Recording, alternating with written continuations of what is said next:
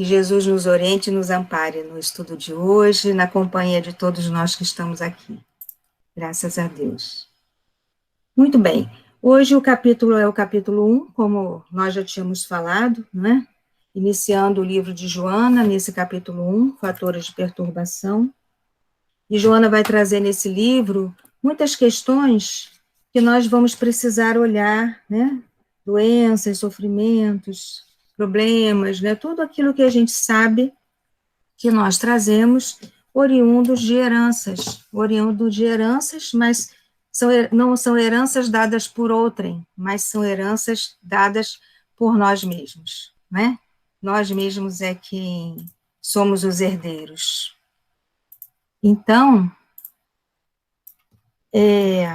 nós vamos começar o estudo, e assim, antes de eu começar a falar, o estudo é um estudo de um capítulo, e esse capítulo é bem grandinho, não é? Na semana passada nós fizemos a introdução, e nós falamos de todo aquele processo filosófico, daquele processo do crescimento das ciências, da psicologia como ciência, não é? Do início dos laboratórios, né? Quando a psicologia se constituiu enquanto ciência. Então, nós atravessamos esse estudo na semana passada de filosofia, de psicologia, chegamos na quarta força, que é a quarta força chamada da psicologia, que agrega três linhas teóricas, né, que assim, a gente já viu que nós não somos uma única coisa, estagnados, a gente é um caleidoscópio, né, e na verdade a gente precisa ser um caleidoscópio de coisas boas, né, vamos agregando conhecimento, vamos aprendendo com o exemplo dos outros, vamos integrando o exemplo de Jesus,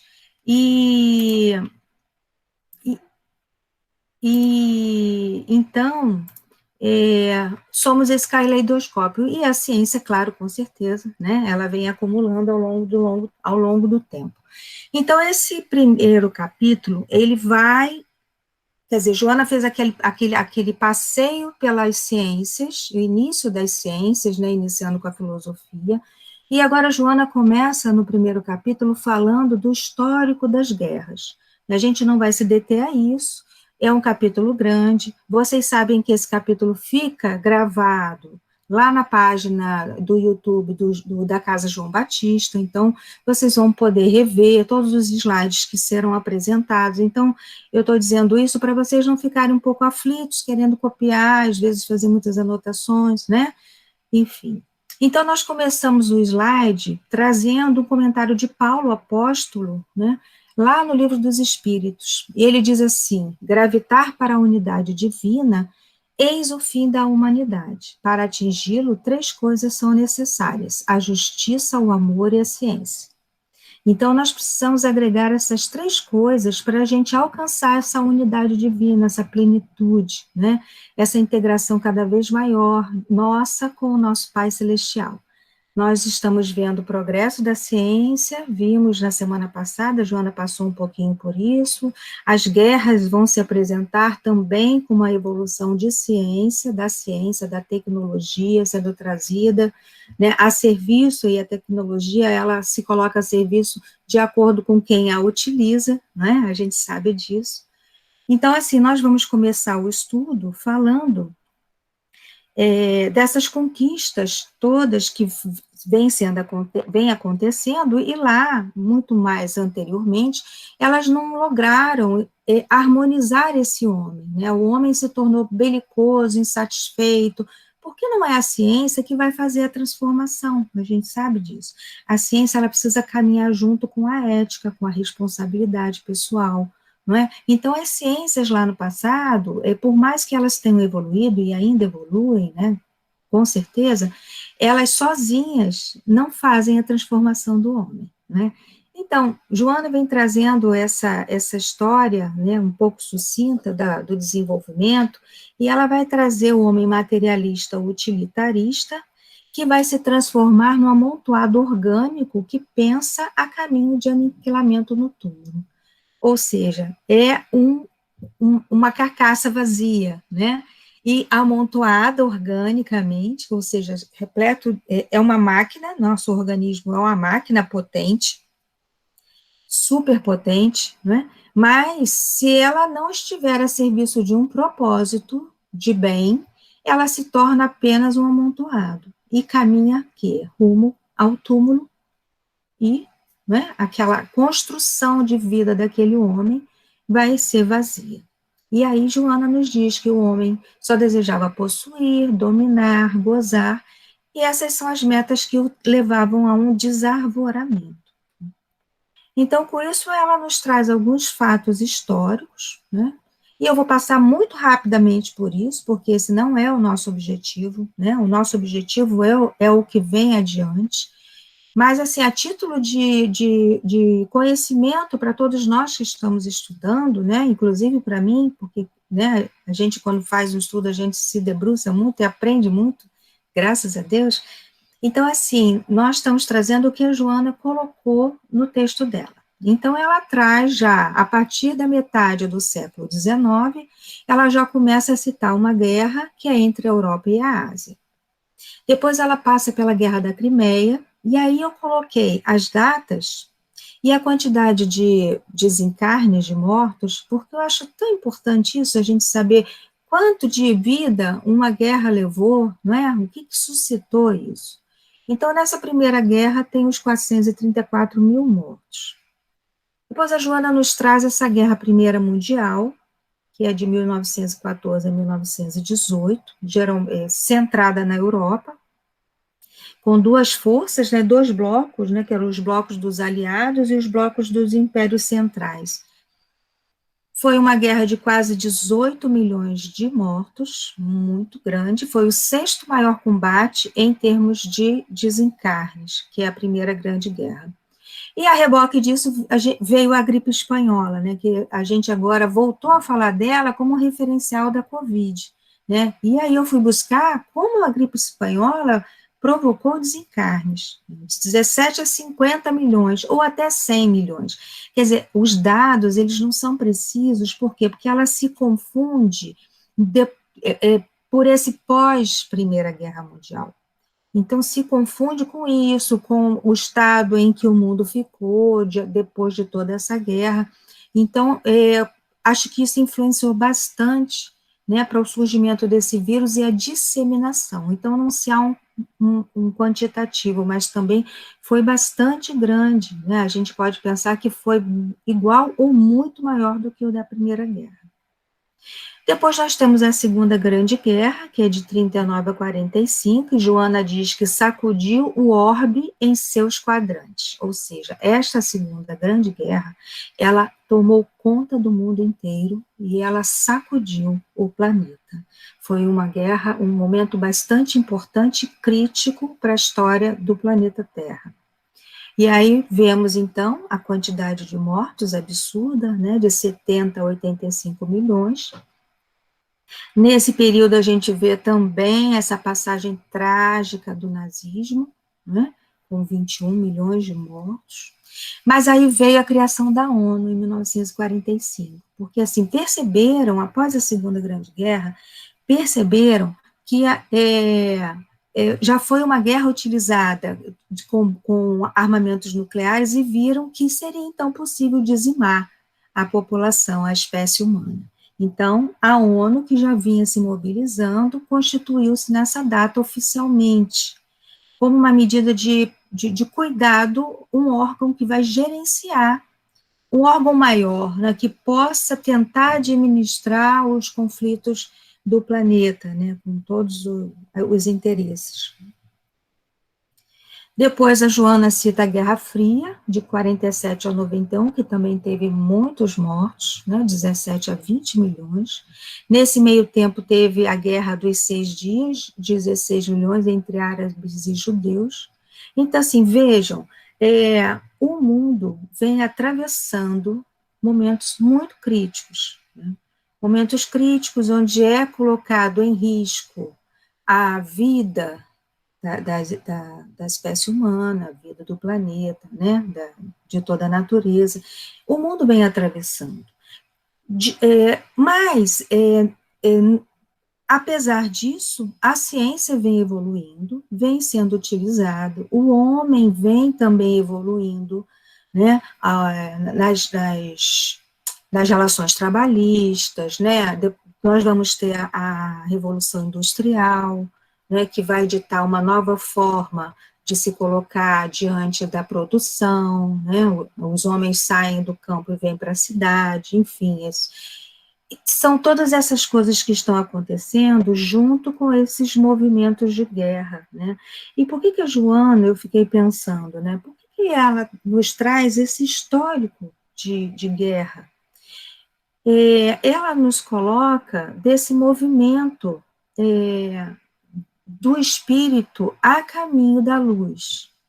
Ela nos coloca esse movimento de chagas purulentas, como ela disse aqui. Abrem-se chagas purulentas que aturdem o pensamento, dores inomináveis rasgam os sentimentos, aselvajando, tornando os indivíduos selvagens. Né?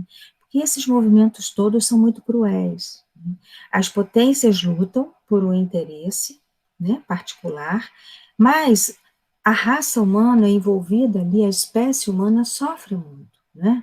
Ela sofre porque quando uma potência está em guerra, quando o mundo está em guerra, é, é, a sombra está potente, né? A sombra está potente, o mundo fica tomado dessa sombra, aflora a sombra individual de cada um, né? A sombra do coletivo daquela área. Então, é um momento muito duro de se enfrentar.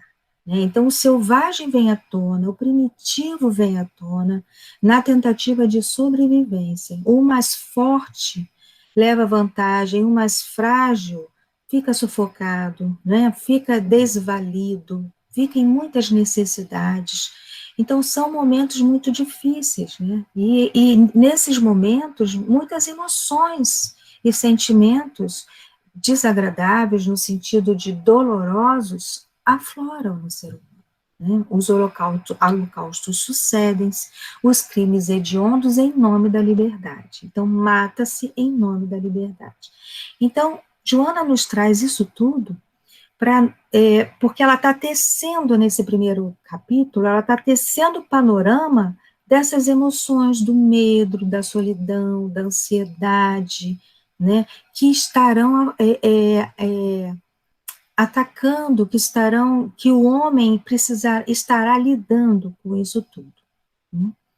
Ela também nos cita o apartheid, que foi de 48 a 94, e aí nós trouxemos a figura, né, simbólica, importante de Nelson Mandela, ficou preso 27 anos.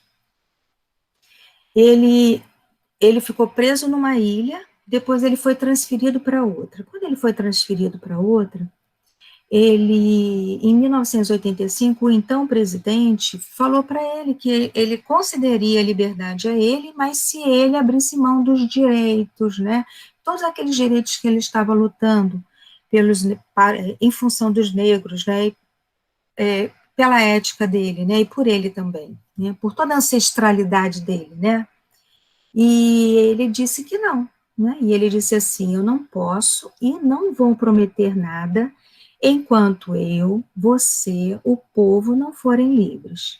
A liberdade de vocês e a minha não podem ser separadas. Eu vou voltar. Né? Então, ele não aceita, em 1985, ele não aceita essa libertação, e só vai sair em 1990. E aí é concedido para ele a liberdade, e aí ele retorna, ele continua envolvido nesse movimento de liberdade, né? Ele começa a fazer parte do Congresso, lá onde estão sendo movimentadas as eleições, até que ele é eleito em 94, nesse mandato de 94 a 99, eleito como presidente da África do Sul, primeiro presidente negro. Então, assim, a importância desse homem, a força dele, a força do espírito dele, que veio para não sucumbir. Né? Ele veio para não sucumbir. Né? Ele fica preso esse tempo todo, afastado da família, né?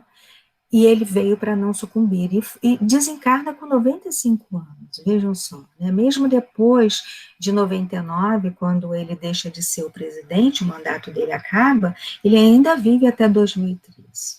Então, assim, no meio de tudo isso, né, no meio desse desarvoramento humano, né, no meio dessa dor, né, que as guerras provocam, mas no meio de tanta evolução tecnológica, industrial, econômica, né, o petróleo se estabelece como riqueza, no meio disso tudo, tem também muita coisa boa. Esses movimentos que são muito dolorosos, né, mas são espíritos que vieram com uma missão e não sucumbiram, né? Isso é que é o mais maravilhoso que a gente tem.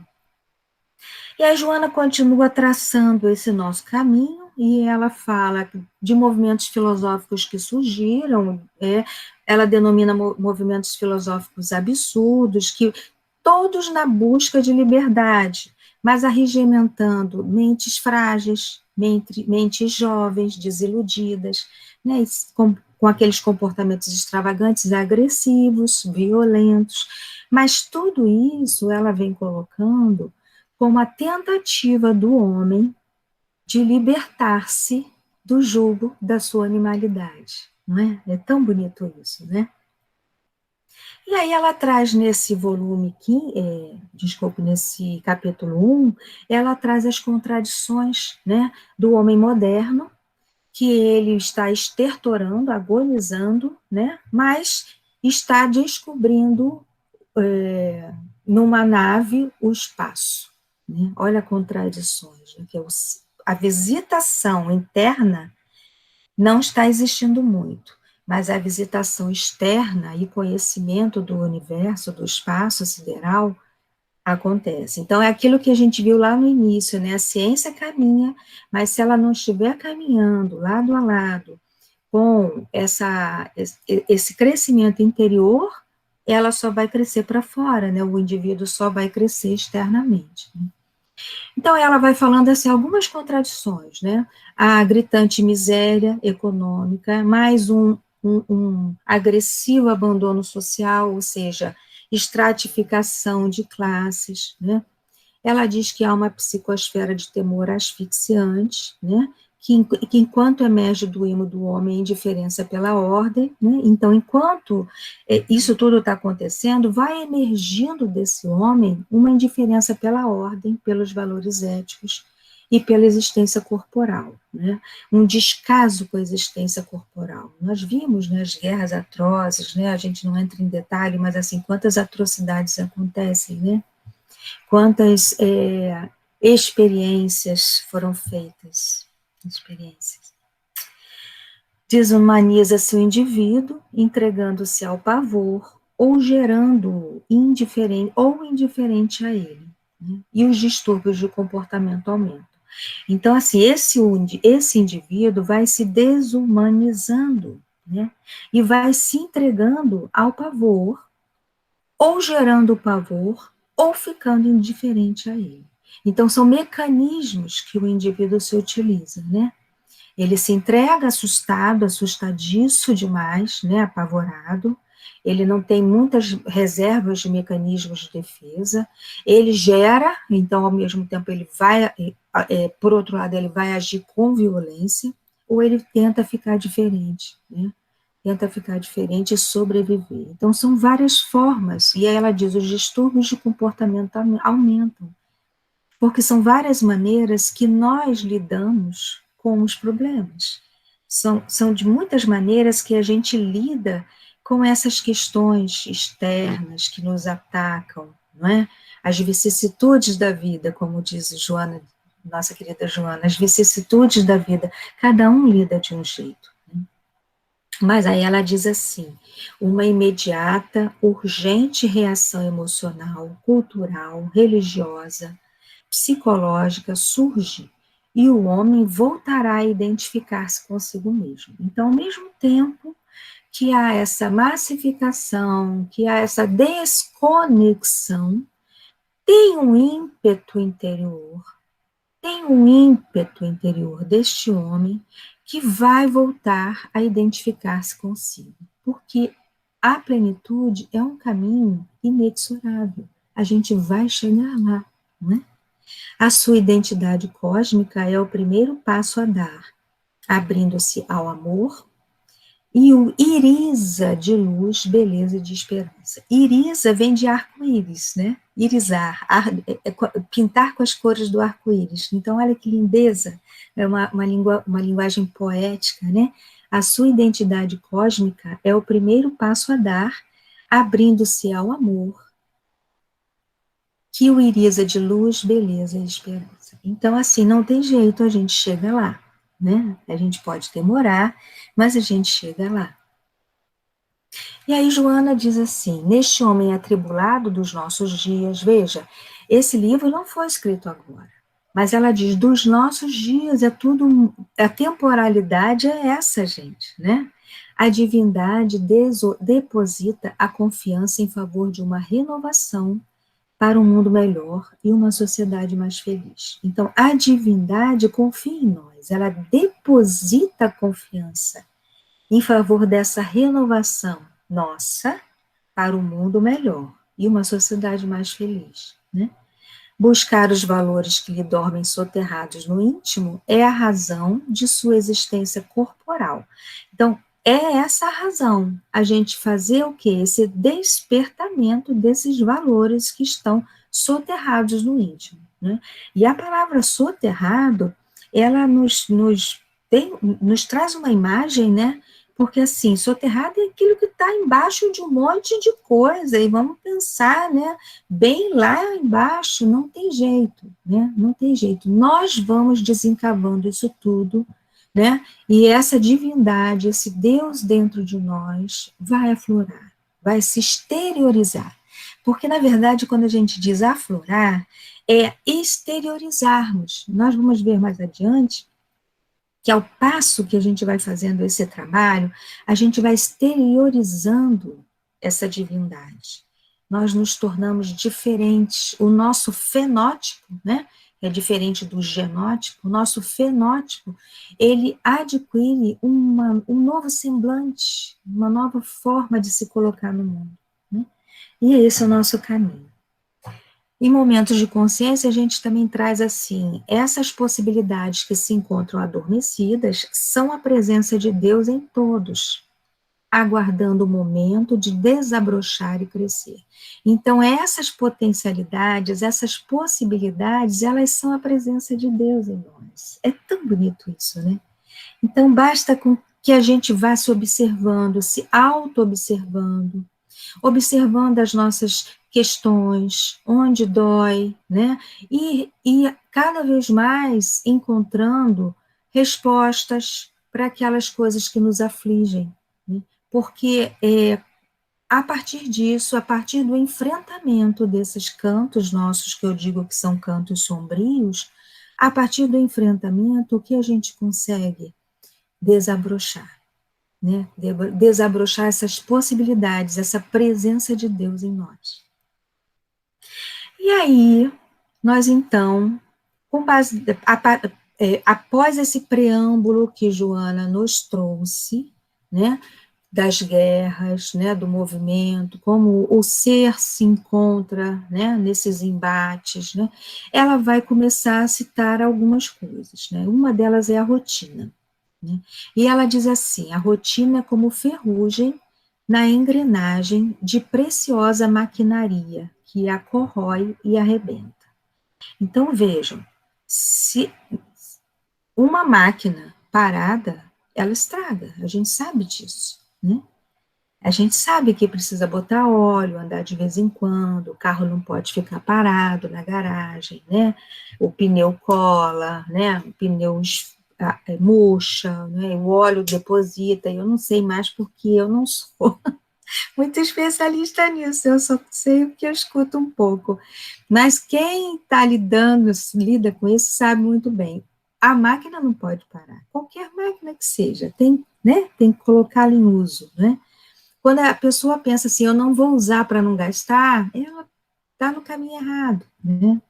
Então, assim, o nosso corpo é uma máquina, ele precisa estar em movimento, né? o nosso espírito precisa estar também no crescimento dessa engrenagem, né? Porque senão não vamos ter finalidade, né, dessa existência. Então, Joana nos vai colocando que a rotina enferruja. A rotina enferruja, traz ferrugem para esse funcionamento nosso, né, do nosso espírito, que precisa estar ativo e atuante. E aí ela diz assim, disfarçada como segurança, emperra o carro do progresso social e automatiza a mente, que cede o campo do raciocínio ao mesmismo cansador, deprimente. Então, assim, a rotina é disfarçada de segurança, não é? A pessoa vai seguindo a sua rotina, ela está disfarçada de segurança, mas assim, ela não se aventura, né? Não se aventura, ela não vai extrapolando os seus limites, extrapolando assim, ela não vai estendendo os seus limites, ela se acomoda, né? E aí o que acontece? Automatiza a mente, a gente sabe disso. O nosso cérebro, ele trabalha muito com automatização, porque senão não teria condição da gente toda vez reter e reter e reter informações e elas ficarem bem no top do nível, né? Então, aquelas informações que a gente usa mais, elas estão afloradas. Aquelas que a gente não usa, elas vão ficando mais subliminares, né? Por quê? Porque a gente usa muito, elas estão atualíssimas. E temos também a automatização no seguinte sentido: tem atividades que a gente já faz todos os dias, a gente não precisa parar. O nosso cérebro não precisa elaborar como faz, ele já está automatizado aqui. Mas a gente está criando, né? Então, quando a Joana diz isso da rotina, não há criação, há só automatização. Todo dia ela faz tudo sempre igual, não é? Então, automatização, não tem crescimento nisso. Então, ela vai falar mais uma vez da transformação social, através da Revolução Industrial Inglesa. O que acontece? Cria-se um modelo de empresa contemporânea, atual, a partir da metade do século XIX. E esse modelo de empresa, a partir dessa revolução, diz assim, que há um coletivismo e uma massificação. Então, a Joana já apresenta isso. É um coletivo industrial, mas também uma massificação. Ela nos traz também a questão de corpo-mente, a dicotomia, né, do pensamento cartesiano que separou corpo e mente, né, e uma série de conflitos por conta disso, né, conflitos, alienações, né, a psicossomática, a gente sabe, né, a diferenciação de corpo-mente, a mente tem que estar integrada ao corpo, né, mente sã e corpo são, não tem separação, né. Aí ela nos traz que a ciência, se a ciência, como nós falamos, não se faz acompanhar por um correspondente desenvolvimento ético-moral, o que acontece? Leva o homem ao vazio. É uma casca oca, né? É um homem externo sem uma produção interna, sem reflexão, sem produção, sem ética, sem um desenvolvimento ético-moral. Né?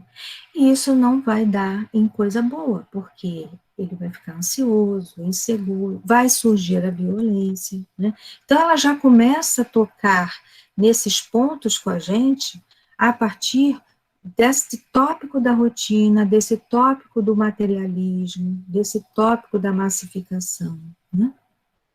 E aí ela fala numa coisa muito interessante, que os mecanismos de segurança emocional fazem com que o indivíduo fique quietinho, né?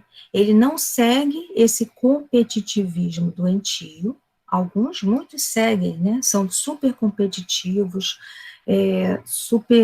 estão lá, proativos, né? Nesse lado das empresas, e a gente depois pode falar disso. Mas ela nos traz um outro olhar, daquele que não segue com medo, né? Medo, mantendo-se seguro, né? Mas se acomoda, porque nós estamos falando do tema da rotina. E aí ele se acomoda. Né? E aí ele estabelece algumas poucas e fáceis metas. Né? E é aquilo que nós já falamos, não tem uma expansão, né? Um alargamento das suas fronteiras, né? E o ser humano, ele precisa de desafio. Se ele não tem desafio, ele se acomoda. Ontem é igual hoje, hoje é igual amanhã. Um ano é igual ao ano seguinte, foi igual ao ano anterior, né? Então, onde ele cresceu? Então, vejam, esse indivíduo inseguro, com medo, o que ele faz? Ele mantém-se na zona de conforto, ele se acomoda, né? Estabelece poucas metas, facinhas, ele cumpre na boa, não é? Torna a sua rotina muito neurotizante, né? E fica sem entusiasmo de viver. Então, ele vira uma máquina, mas uma máquina improdutiva, uma máquina repetitiva, uma máquina que repete. E aí ela vem dizendo que ele faz? Ele sai, ele viaja, ele passeia, enfim, mas tudo muito automatizado, né? Seguindo a vida como se estivesse muito feliz. E aí chega quando, o período que ela denomina de gozo-repouso, que nós sabemos que é o período da aposentadoria, né? E aí deixa-se arrastar pela inutilidade agradável, né? Bota-se o pijama, né? O chinelão, né? E fica lá, na inutilidade agradável. Continua sem produtividade interna, reflexiva, porque ele não fez esse trabalho de casa antes. Ele não fez. E o que acontece? O corpo vai adoecendo, porque a neurose se instala, né? A neurose são os conflitos internos que vão se somatizando no corpo físico, no soma, né? E o que acontece? Ele vai adoecer, as enfermidades vão chegar. E aí nós fomos buscar no livro dos Espíritos algumas coisas, só para complementar esse estudo. Uma delas diz assim: o repouso é também uma lei da natureza? Sem dúvida. O repouso serve para a reparação das forças do corpo e também é necessário para dar um pouco mais de liberdade à inteligência, a fim de que se eleve acima da matéria. Então, veja, o que os espíritos nos dizem? O repouso é importante, né? Ele recupera as forças do corpo físico e quando aquele espírito está liberto, né, temporariamente, o que acontece? Dá liberdade para a inteligência. Olha que incrível isso, né? E ele entra em contato com essa ampliação de consciência temporária, quer dizer, nem todos, né? Alguns ficam agarradinhos ali enquanto o corpo está dormindo, né? Mas aquele que consegue, né, ele entra em contato temporário com essa ampliação de consciência, a sua inteligência é potencializada, ele dá liberdade para isso, né? E ele pode retornar desse sono com insights, intuições, né, criatividades afloradas. Olha que interessante. Então, assim, o repouso eterno durante a vida não é válido. Joana, não, né? Nós sabemos que não é bom, né? Não nos leva a lugar nenhum. Eu estou descansando. Não, eu estou muito cansado, eu vou descansar, né? Mas o repouso, sim, na hora certa, é super importante. E aí, a outra questão nos diz assim: como pode o homem conhecer o limite do necessário? Sim, porque também tem isso, não é, gente? A gente precisa ter um limite de trabalho e um limite de repouso, não é? Aquele que é ponderado o conhece por intuição. Muitos só chegam a conhecê-lo por experiência e à sua própria custa. Então, assim, muitas vezes a gente também extrapola no trabalho, né? E a gente vai cair em si e fala, não, estou exagerando, vou dar uma diminuída onde eu posso, calma, né? Onde eu posso tirar, isso é demais, né? A gente também tem que ter isso, esse cuidado, esse autocuidado conosco. E numa outra pergunta diz assim, Deus tem suas leis, eu coloquei só um pouco da resposta. Deus tem suas leis a regerem todas as vossas ações, as nossas, né? As enfermidades e muitas vezes a morte são a consequência dos excessos. Eis aí a punição, é o resultado da infração da lei. É a lei do repouso, né? A lei do uso inteligente, né, do livre-arbítrio, né, enfim, é a lei do, é o respeito ao instrumento físico que nós recebemos. Então, assim, vejam, nessas perguntas a gente tem a confirmação que o repouso é necessário, mas a gente sabe que a gente pode se autopunir, ou seja, se responsabilizar, né, quando a gente comete infrações contra nós mesmos. Continuando, deixa eu me ver a hora, o homem... E aí Joana vem dizendo, né, que o homem é construído para experiências e iniciativas constantes e renovadoras, né, que a vida é o resultado de bilhões de anos de transformações, né, sob o comando do nosso espírito, e que o trabalho constitui-lhe estímulo aos valores que lhe dormem latentes, aguardando despertamento, ampliação e desdobramento. Então, o trabalho constitui isso, né? Esse trabalho de despertamento dessas potencialidades que nós trazemos. Né? E aí ela vai dizer sobre essas potencialidades inativas, né? Essa indolência, né? A rotina. E aí ela diz que a frustração entorpece os sentimentos do ser, ou leva-o à violência, ao crime, como processo de libertação da masmorra que criou. Então, vejam, ele está aprisionado, né? Ele criou isso, né? Através da indolência, dessa rotina, né? Que ele estabeleceu. Ele criou isso para ele, que ela chama de masmorra, né? Mas a frustração vai acontecendo e pode levá-lo à violência, porque ela aflora de uma maneira irracional, né? De uma maneira que a pessoa não entende, né? Ela sai, né? Agressivamente, aquela energia que está disponibilizada para o indivíduo usá-la na vida, o que acontece? Ele não utiliza, né? Ele utiliza indevidamente, ele não utiliza, ou ele utiliza de forma fútil, né?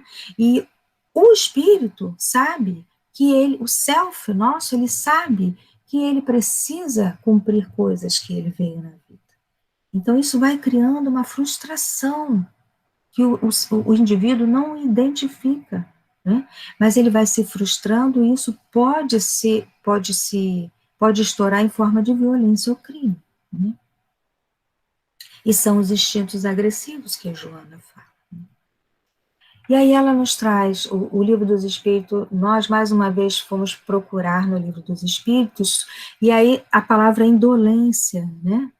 E aí ele diz assim, é preciso buscar e achareis, é preciso procurá-lo, não com indolência, e sim com ardor e perseverança, sem desanimar ante os obstáculos, que muito a miúde são simples meios de que se utiliza a providência para lhe experimentar a constância, a paciência e a firmeza.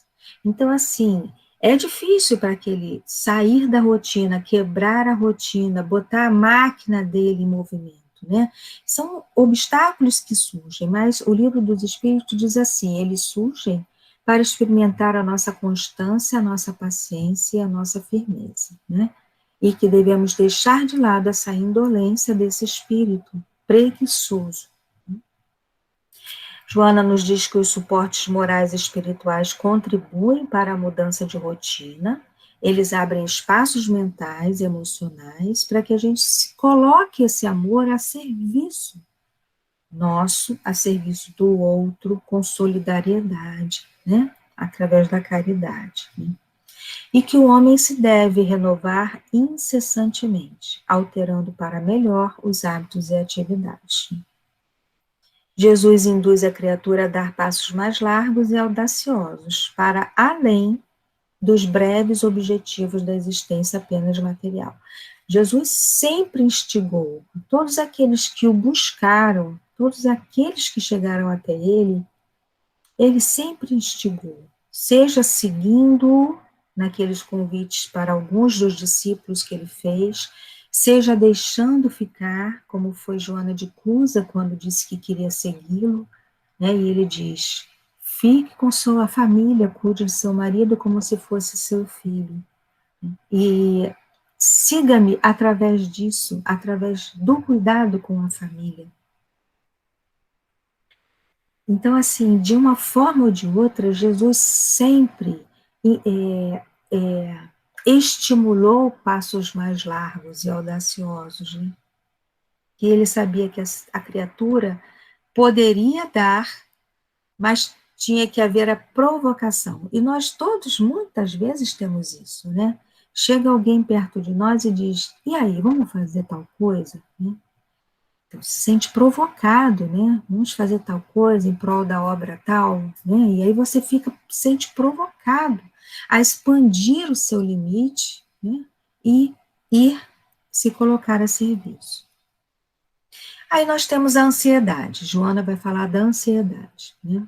Que não se deixando vitimar pela rotina, o homem tende, às vezes, a assumir um comportamento ansioso, que o desgasta, dando origem a processos enfermiços que o consomem. A ansiedade é uma das características mais habituais da conduta contemporânea. Isso nós já sabemos, né? Nós somos a ansiedade né? A ansiedade toma conta do mundo atual, né? A ansiedade é viver o amanhã hoje, né? Viver o amanhã no momento agora. Né? A ansiedade é isso. E aí ela começa dizendo isso, né? Que assim, na tentativa de não se vitimar pela rotina, o homem abraça um comportamento ansioso, que o desgasta sobremaneira. Né? Mas é claro, gente, a gente sai de um ponto A e a gente quer chegar no ponto B. Mas para que a gente chegue no ponto B, a gente fica assim, né? Buscando o equilíbrio, né? Então, assim, a gente vai se experimentando, a gente vai se excedendo, né? Até que a gente encontre um ponto de equilíbrio, que muitas vezes nem é o ponto B, mas é aquele lugar em que a gente está confortável, né? Que nem sempre é aquilo que a gente almejou de início. Então, Joana vai falar dessa ansiedade, né? Ela vai trazer o competitivismo da sobrevivência e uma sociedade eticamente egoísta, que leva o homem à insegurança no seu mundo emocional. Então, ela vai trazer, saindo da rotina, o homem se entrega à ansiedade. Há uma competitividade exagerada, né? Há uma sociedade eticamente egoísta. Tudo isso levando o homem a uma insegurança emocional brutal. E aí nós trouxemos o livro de Espíritos mais uma vez, que diz assim: dentre os vícios, qual o que se pode considerar radical? E aí os espíritos respondem: o egoísmo. Daí deriva todo o mal.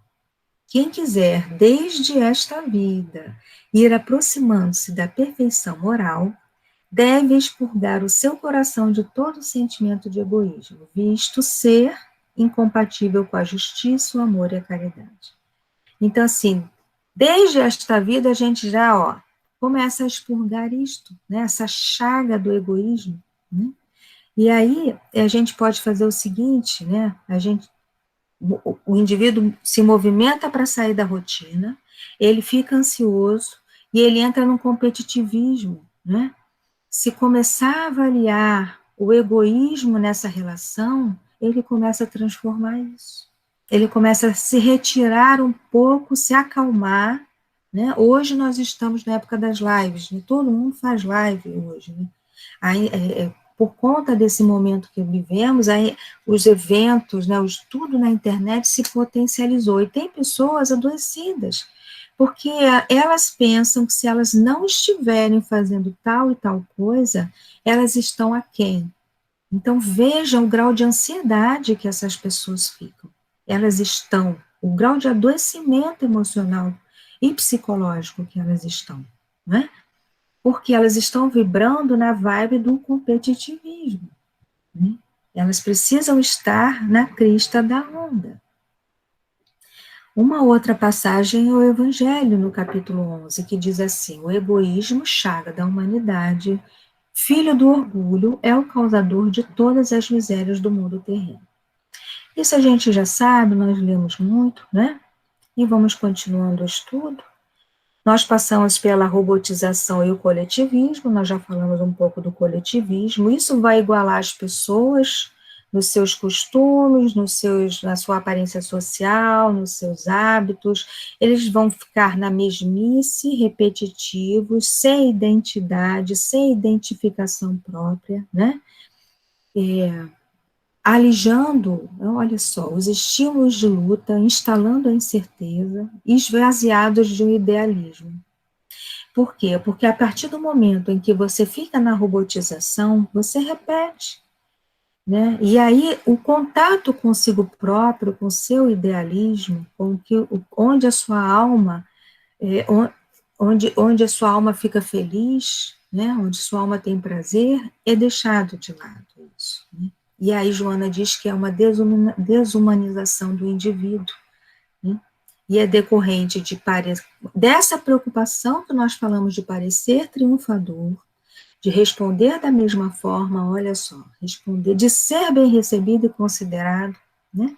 Então ele torna-se um elemento complementar, mas sem identidade. Ele é mais um no grupo, né? Então, assim, a importância da gente seguir fazendo aquilo que tem relação com o nosso propósito, pessoal. Porque senão a gente é mais um no meio da multidão. A gente se desumaniza, né? Diante dessa. E nos identificamos com essa massa, né? Essa massa compacta. E ela nos diz que a finalidade essencial da existência humana é a aplicação do tempo para a aquisição dos recursos eternos. Então, a utilização do tempo hoje é de suma importância.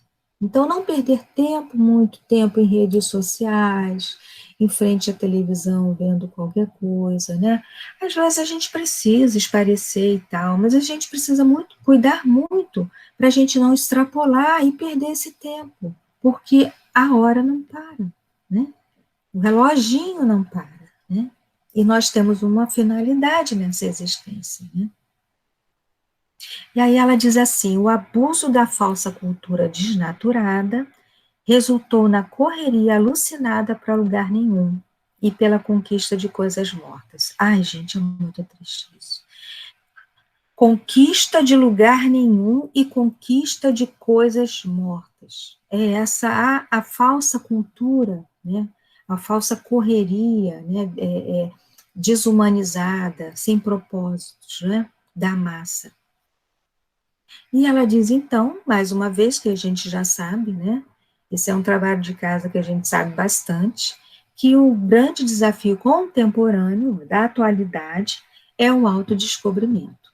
E o que é o autodescobrimento que ela diz aí? A identificação das necessidades, mas principalmente da realidade emocional, das aspirações legítimas e reações diante das ocorrências do cotidiano.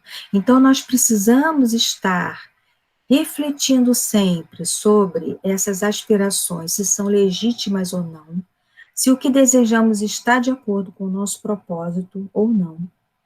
Devemos observar as nossas reações no dia a dia. E isso nos é um indicativo de a gente está sofrendo ali, que sofrimento é esse, o que será que está me causando sofrimento, né? E ela nos lembra o quê? Que não há segurança no corpo físico, né? Fatalmente a morte do corpo físico vai chegar. E ela nos leva à reflexão da ansiedade normal e da ansiedade patológica. Então ela diz que a ansiedade normal, ok, é normal isso, né? Que a gente tem uma certa ansiedade. Mas a patológica não. A patológica trabalha contra a estabilidade do corpo e da emoção. E ela produz sintomas, olha os sintomas: distúrbios respiratórios, sudorese, perturbação gástrica, insônia, né?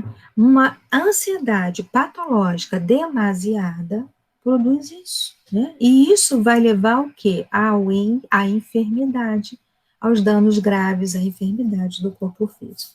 Em alguns momentos, a gente pode sentir isso. E a gente tem que pensar, gente, o que está acontecendo que eu estou sentindo isso, né? Então, eu estou extrapolando algum limite, não é? nós trazemos aqui do Evangelho dizendo que o homem vive incessantemente em busca da felicidade, mas que ele coloca a felicidade, ele não pode colocar nos gozos perecíveis, ele tem que colocar nos gozos da alma. Né? Os gozos materiais são menores, muito menores, né, de menos valia do que os gozos da alma, daquele espírito que veio, né, que reencarnou, que entrou na fila, que conseguiu chegar, né, e que tem que fazer valer a sua reencarnação. E a Joana fala das lições do Cristo sobre o amor ao próximo, né, a solidariedade fraternal, a compaixão, a importância da oração, né, todas essas propiciadoras de equilíbrio de paz. Para uma vida realmente feliz, que baste ao homem conforme se apresente. Isso é super importante. Baste ao homem conforme aquilo se apresente. É o que basta no momento agora, né? Não fica confabulando consigo próprio, não, é o que basta agora, né? E a importância da gente se sentir feliz e olhar essa felicidade em pequenas coisas, né? No amanhecer, né? Tá chovendo? Ai, que dia maravilhoso! Tá fazendo sol? Que dia maravilhoso! Porque é dia, nós renascemos mais uma vez para aquele dia. Temos a oportunidade, Deus nos deu aquele dia de presente para nós, empacotadinho em papel de presente. Não é? Então, ao que baste naquele momento, seja feliz com pequenas coisas. E aí a Joana nos traz o medo. Né? E é interessante que a partir daí, o medo vai visitar também a solidão e também a liberdade. Engraçado isso, né? Conforme ela coloca. Então, ela diz assim: decorrente dos referidos fatores sociológicos, dos referidos lá atrás, né, sociológicos, econômicos, das pressões psicológicas, dos impositivos econômicos, o medo assalta o homem, empurrando-o para a violência irracional ou amargurando-o em profundos abismos de depressão. Então, olha só a palavra que ela usa: o medo assalta o homem, ele é tomado de assalto. É uma imagem forte isso, né? Subitamente, assim, é tomado de assalto, né? Por conta disso tudo, empurrando-o para a violência irracional ou amargurando em profundos abismos de depressão. Porque ela vai trazer a violência, né, que vai surgir desse medo, dessa sensação de medo, né, irracional, essa violência irracional. Nós já vimos que a frustração pode levar à violência, né, a pessoa não entende, mas explode, tá frustrada num nível tal que ela explode agressivamente, né, em cima do outro. E aí Joana fala assim: a quantidade expressiva de atemorizados trabalha a qualidade do receio de cada um, que cresce assustadoramente, comprimindo a personalidade, até que esta se libere em desregramento agressivo como forma de escapar à constrição. Aí vamos pensar no que ela está dizendo. A quantidade expressiva de atemorizados, a quantidade expressiva de pessoas atemorizadas, trabalha a qualidade do receio de cada um, potencializa a qualidade do receio, aumenta, né? Aumenta, é contaminado, é contagiado, ao contágio coletivo. O contágio coletivo existe, a massa, muitas vezes ela é contaminada, né? Ela é contagiada por aquele inconsciente coletivo que ela não se dá conta e ela começa a agir despersonalizada, porque o que vai movimentar naquele momento é o bloco, a massa, né, que vai dominar, a pessoa se despersonaliza. Então, ela está dizendo aqui de um contágio, e cresce assustadoramente, e comprime a personalidade, até que esta se libere em quê? Em desregramento agressivo, como forma de escapar, Olha só, como forma de escapar àquela constrição, ela explode, ela reage, né, num comportamento desregrado, né? E ela diz que esta é uma sociedade amedrontada. Então, a nossa sociedade é uma sociedade amedrontada, né? Amedrontada por tudo e todos os eventos que acontecem, né? Muitas vezes a gente vê pessoas que não estão em paz. E como é bonito quando a gente diz fique em paz, né? Fique em paz, desejar a paz para o outro. Saúde e paz são coisas importantíssimas, saúde e paz, né? Então, aquela pessoa que não está em paz, ela está no inferno dentro dela, né? E Joana nos diz que essa sociedade é uma sociedade amedrontada. E aí a gente tem essa passagem de Jesus, né? Quando chamam ele lá na barca, mestre, mestre, o barco está afundando, né? E ele diz, homens de pouca fé, não é? Atemorizados, e olha só, o temor tomou conta daquele coletivo, eles se esqueceram quem eles eram, né? Eles se esqueceram. O cerne do ser, o espírito, que se encontram, é no cerne do ser que se encontram as causas matrizes desse inimigo rude da vida que é o medo. E a Joana nos levanta isso, que é no cerne desse espírito que está o medo, que é o medo atávico, o medo que ele já sofreu desde lá no início, né, o medo das feras selvagens, lá no tempo do homem das cavernas, né? Quando ele descobriu o fogo, ele pôde se defender dos animais, enfim. Mas é aquele medo atávico.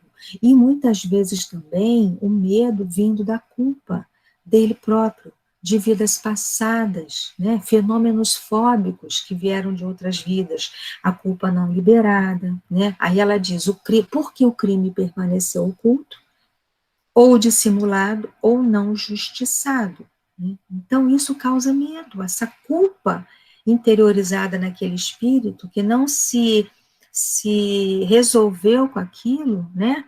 Transforma-se em medo, medo de ser descoberto, né? As obsessões, né? Que vêm os irmãozinhos sofredores, que vêm para aquela pessoa, e ele fica com muito medo, não é? E ele sente um medo irracional, né? E aí Paulo diz assim, quem é com efeito culpado? É aquele que por um desvio, por um falso movimento da alma, se afasta do objetivo da criação, que consiste no culto harmonioso do bem, do belo, idealizados no arquétipo humano pelo Mestre Jesus. Então o culpado é esse, que se desviou, né? Um desvio por um falso movimento da alma. Mas nós sabemos que nós sempre estamos a caminho, que Jesus está de braços abertos, né? E que a nossa consciência cada vez mais vai se ampliar, nós vamos reaver essas questões todas, né? Aqueles que têm questões com irmãozinhos sofredores, vão se haver com eles, né?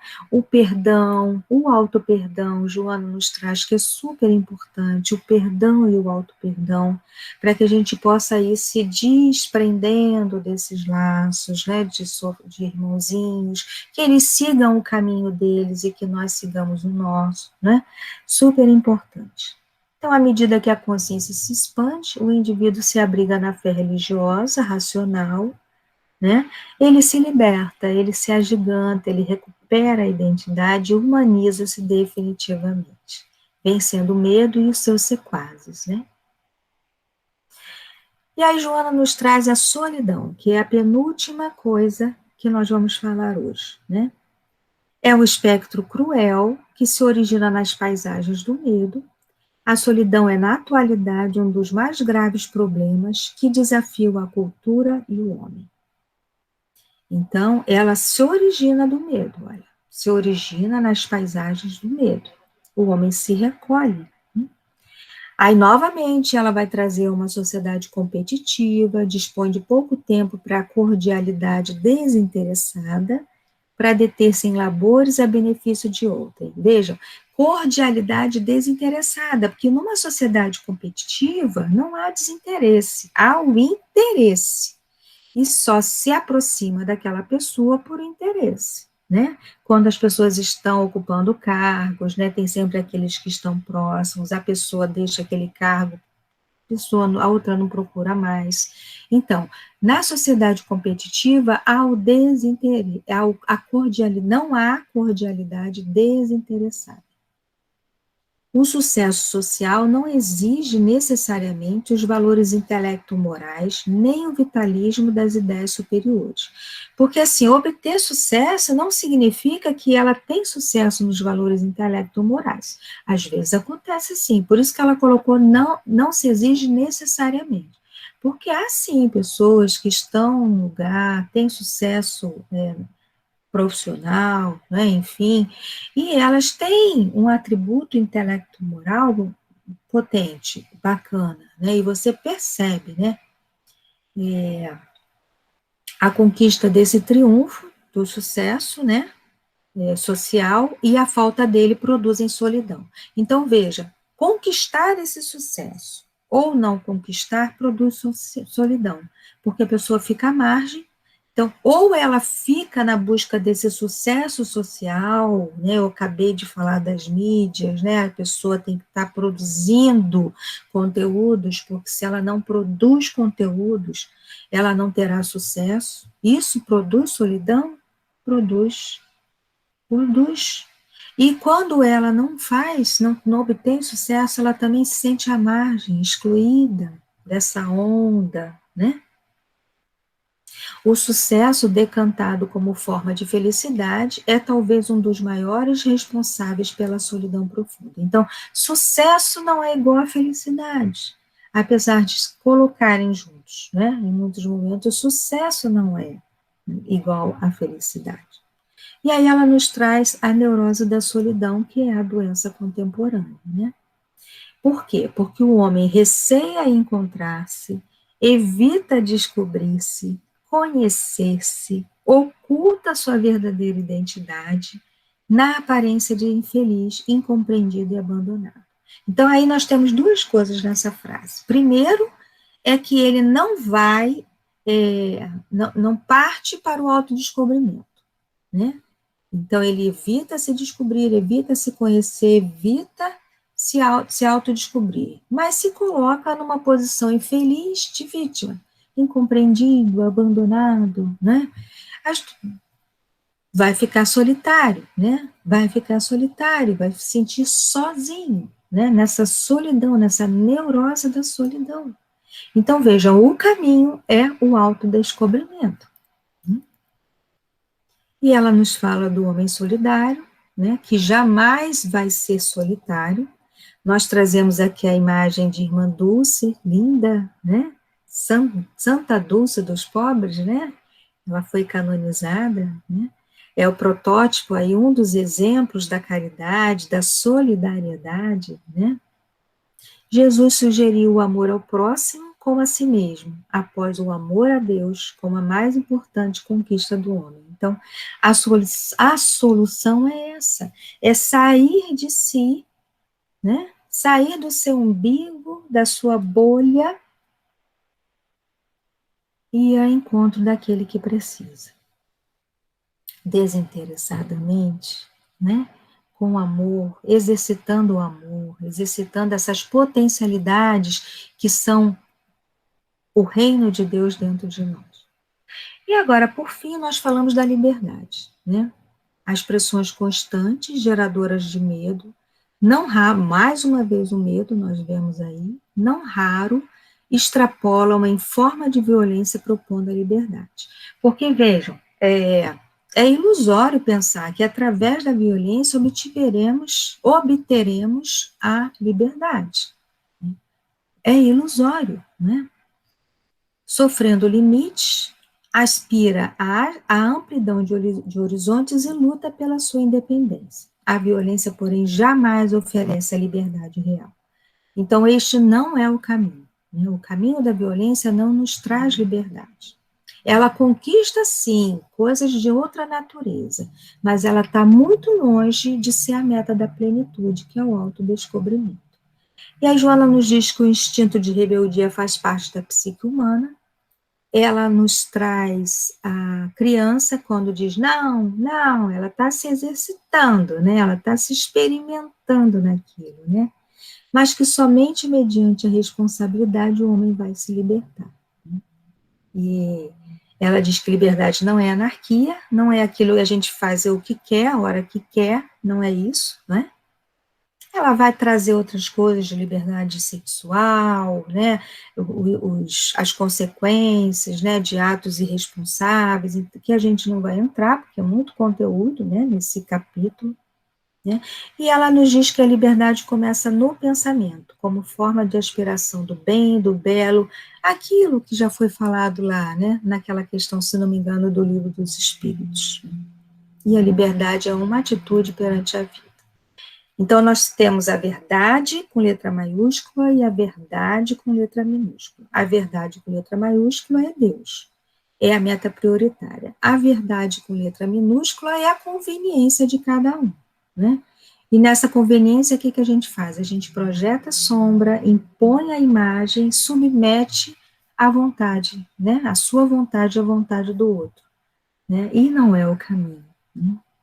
Nós já sabíamos que Deus é a inteligência suprema, a causa primária de todas as coisas, que Ele está dentro de nós, Joana diz, e é necessário imergir a sua busca, né? De modo que o exteriorizemos sobranceiro e tranquilizador. E essa